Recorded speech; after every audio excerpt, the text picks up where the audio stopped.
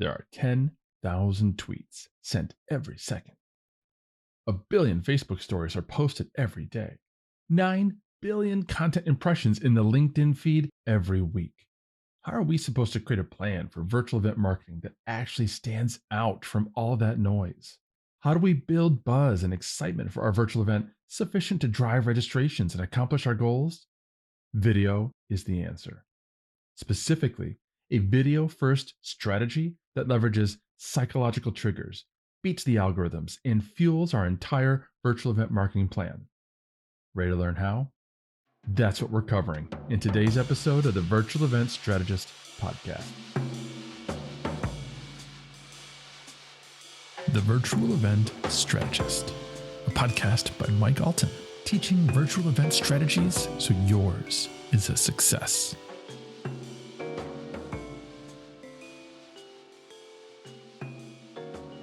After a 15-hour air travel day from St. Louis, Missouri to Honolulu, Hawaii, my wife, a 4-year-old, and an infant, all we wanted to do was pile into the rental car and get to our beachfront Airbnb to start relaxing. But there was one more major hurdle to overcome. As we made our way down the exit ramp from the plane, we collected our stroller and loaded a baby and a disproportionate amount of baby supplies, then headed into the belly of the Honolulu airport beast, preparing to do battle. Surrounded by fellow gladiators, we marched wearily to the front lines of the fight and stood row upon row of infantry waiting to charge, waiting for whatever came out of that black, gaping maw, waiting as a steady stream of black luggage spewed violently out. Once you've built out a plan for your virtual event and assembled the agenda, speakers, virtual event platform, and other details, it's time to put together a marketing plan and start promoting the event. In our first episode of this season, we reviewed how important it is to have a virtual event marketing plan and strategy in place, and the most important elements of that strategy. From determination of message to listing out all channels and assets, taking the time to build out that plan will ensure that your launch campaign is a success. And as promised, the rest of this season will dive deep into specific aspects of virtual event marketing that you need to know about, starting with video. I'm going to frame for you why video marketing is so important and how it is the perfect approach for virtual event marketing. I'm going to outline for you a variety of options and channels for using video, and by the end of this episode, you're going to walk away with powerful ideas on how you too will be able to use video to drive event registrations and results. Let's start with what video actually does for us.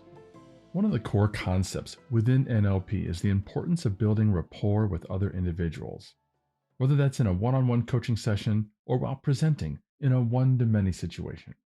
When you build rapport with others, you create an emotional and psychological connection which engages them. As you establish and strengthen the level of rapport between you and your audience, it becomes increasingly likely that their engagement will evolve into higher levels of interest and understanding. In other words, you move them toward know, like, and trust. And that's essential for achieving desired business outcomes. People buy from people they know and trust. As an NLP certified practitioner, I know a variety of techniques I can employ to build rapport with you. And one of our favorites is matching and mirroring. Mirroring is based on automatic mimicry. Automatic mimicry refers to unconscious or automatic imitation of movement. It is a critical part of human social interaction because it is closely tied to the formation of relationships and feeling of empathy. Automatic mimicry occurs when two or more individuals engage in the same behavior within a short window of time, such as facial expressions or laughter. If you've ever yawned because you saw someone else yawn, you've engaged in automatic mimicry. When we smile, we communicate joy and happiness, and that encourages others to not only smile in return, but also reflect the same feelings associated with that movement. Even more powerful than that is eye contact. In order to achieve eye contact, it requires that both you and your audience are actively looking directly at each other. This is referred to as mutual gaze, and it's powerful because it's synchronous and capable of communicating both emotional and mental states. Without uttering a word, you and another individual can communicate that you are attending to the other. A skilled presenter will put themselves in a trainer state and harness their emotions and energy to project, through their body movements and eyes in particular, the emotional response they wish from their audience. Imagine if I were to walk on stage to talk to you right now, and if, at first, I walked up with my head down, looking at the floor, and a frown on my face. Think about how such an entrance might make you feel. Now, imagine if I walked on stage with my head held up, smiling from ear to ear, looking directly at you with eyes bright. How would that make you feel? Understanding the impact and potential we have as communicators through body language and directed attention is a powerful tool for both presenters and marketers. Live stream video creators have known all along how incredibly effective their video content is for building audience interest and engagement, whether they knew why or not. Interestingly, the effectiveness of mutual gaze is one of the subtle benefits of virtual events over in person events. When I am literally standing on a stage speaking to a packed room of attendees, they can all look at me, but my vision and focus is limited to only a few at a time. As I shift my gaze around the room, I can make eye contact with small groups of attendees each moment, but at no time can I achieve mutual gaze with the entire room at once. Whomever is in my peripheral vision is out of focus and out of mutual gaze. However, if I am presenting on a virtual stage and looking at my camera, every single attendee who looks at me will feel as though we are looking at each other. I can achieve and hold mutual gaze for the entire length of my presentation if I desire. This, then, is the primary reason why video is such an essential and effective part of virtual event marketing. Through video, you can simulate a face to face conversation with each member of your audience at scale and begin to build rapport and interest with them for your event. The secondary reason why video is important has to do with the social networks themselves. While YouTube content must by necessity be video, the other networks like Facebook, Twitter, and LinkedIn offer a choice of video, image, or text. While there are always trends and changes, the overwhelming and underlying truth is that video content tends to perform best. You will get more engagement and reach a wider audience when you share video.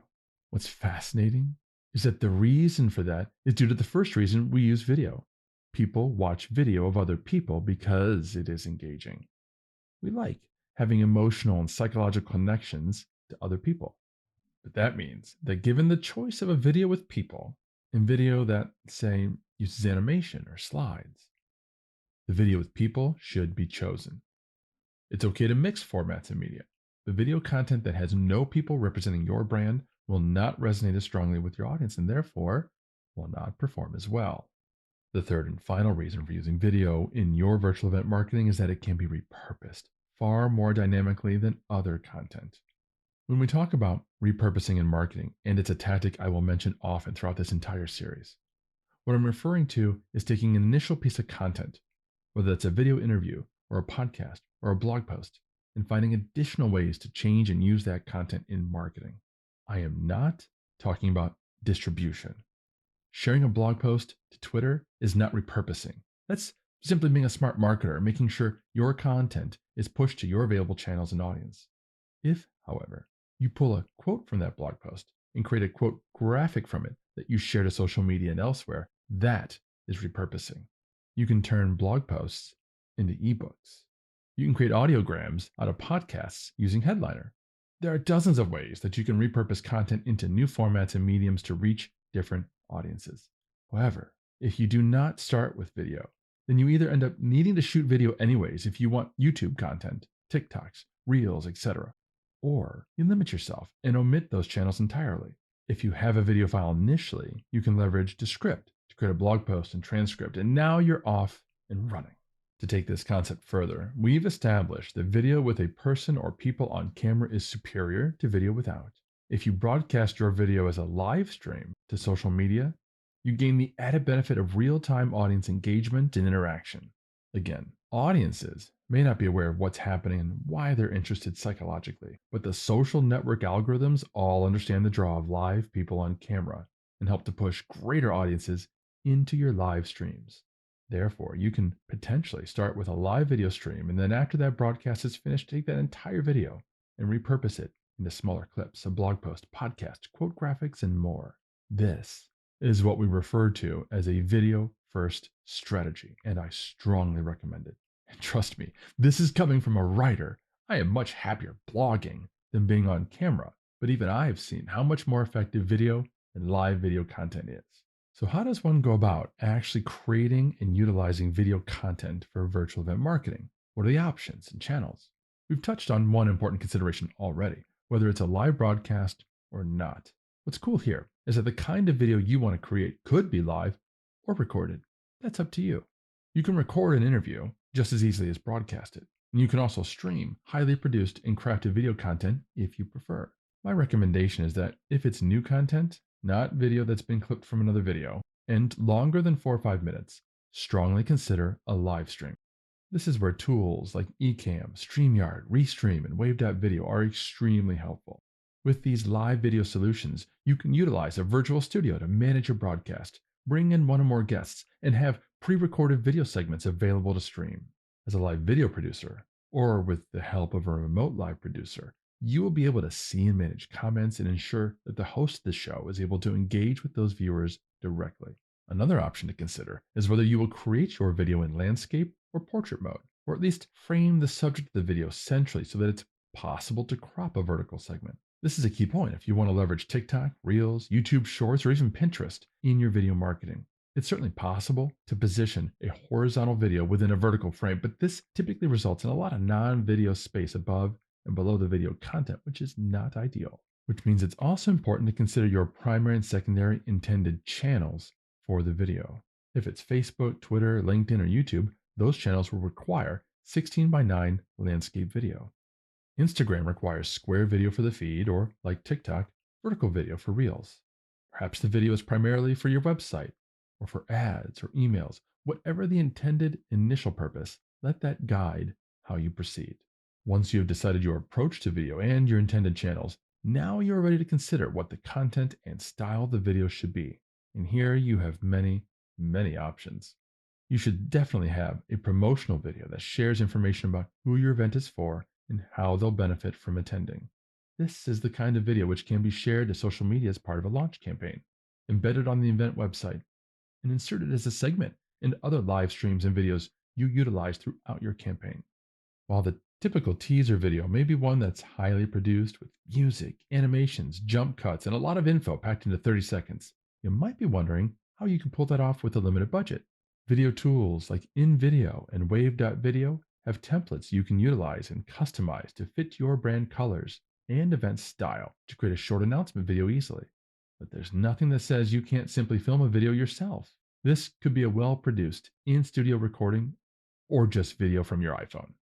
Remember how earlier we talked about how important mutual gaze is and how video is excellent at building rapport, the kind of rapport you'd like to have when you're telling people about your event and trying to interest them into clicking a link to learn more and sign up. Well, there's nothing more authentic than simply recording from your phone. As long as the audio is great and the video is okay, it will serve the same purpose. People will be more interested in what you have to say than whether or not it's a highly produced and branded stream. It definitely takes an ounce of courage to go live, particularly without safety nets of a familiar environment and additional gear to make us look professional. Before it's time for your launch, spend a few days going live privately from your phone from different locations and get used to it. Get a feel for the controls, where to position your arm and phone, how to talk to the camera, and so on. Believe me, if you can condition yourself to be able to go live on the go to, say, Instagram, that will be a valuable skill. Because another option for video content is behind the scenes. If you're running and hosting this event, you're in the best position to hop on a live and start sharing what you're working on or what you're excited about. You can tease the event overall or specific details. You can show off specific topics or aspects or sessions, or even talk about some of your struggles and how you've pivoted or overcome them, all of which will be interesting to your audience and additional rapport building opportunities.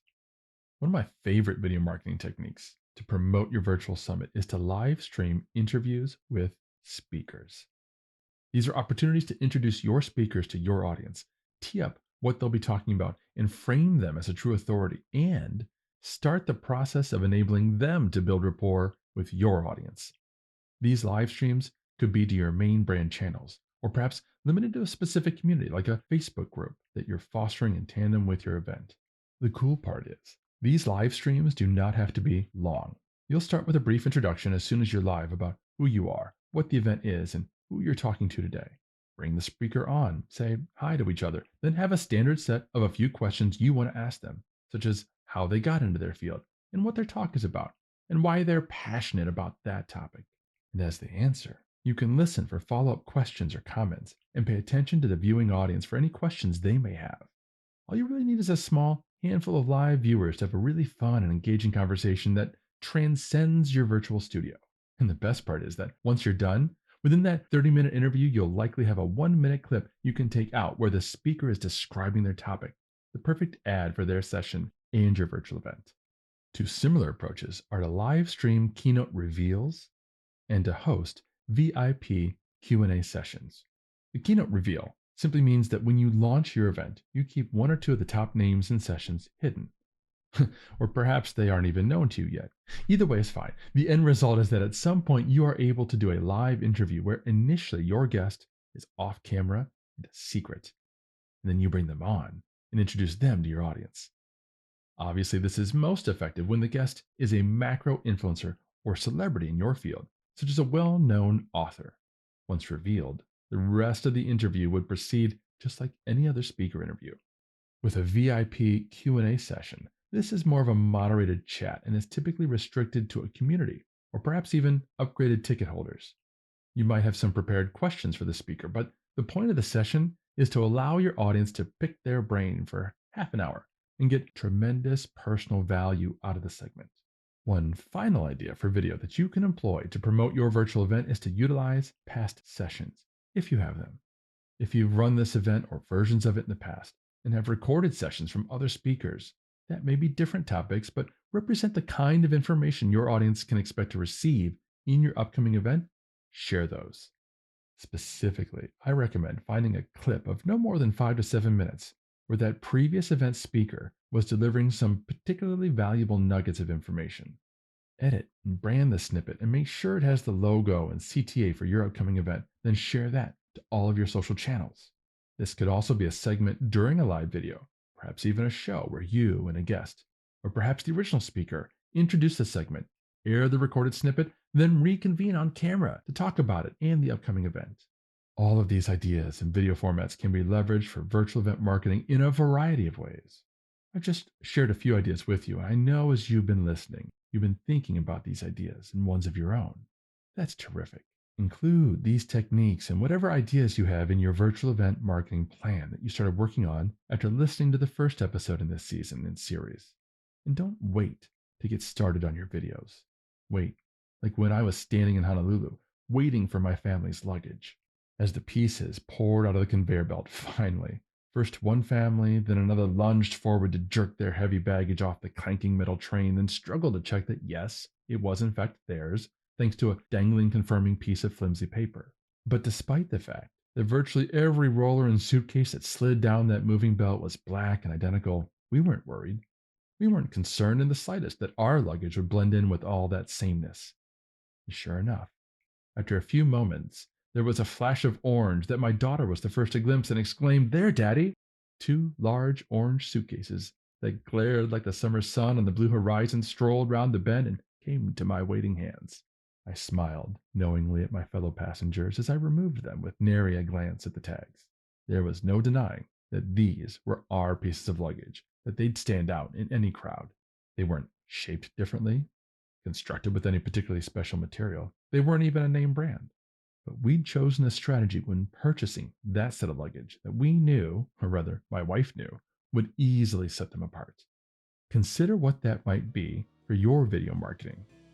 How can you do something different with your strategy, something all the other virtual events in your space aren't already doing? That's the difference that will make the difference. SaaS brands who are looking to leverage a virtual event this year to explode their sales pipeline know that if they really want to explore a successful difference, they need the help of a virtual event strategist. If you're ready to ensure your event is a sold-out summit, let's talk. In our next episode, we're going to spend our time together talking about social media marketing. We've certainly touched on that today with how to leverage live video broadcasts to social media and so on. But there's a lot more to social media when it comes to virtual event marketing, including hashtags, listening, promotional frameworks, driving conversations, building community, and more. This is going to be a must listen episode for every brand. So be sure to hit that subscribe button so you don't miss it. Talk to you soon.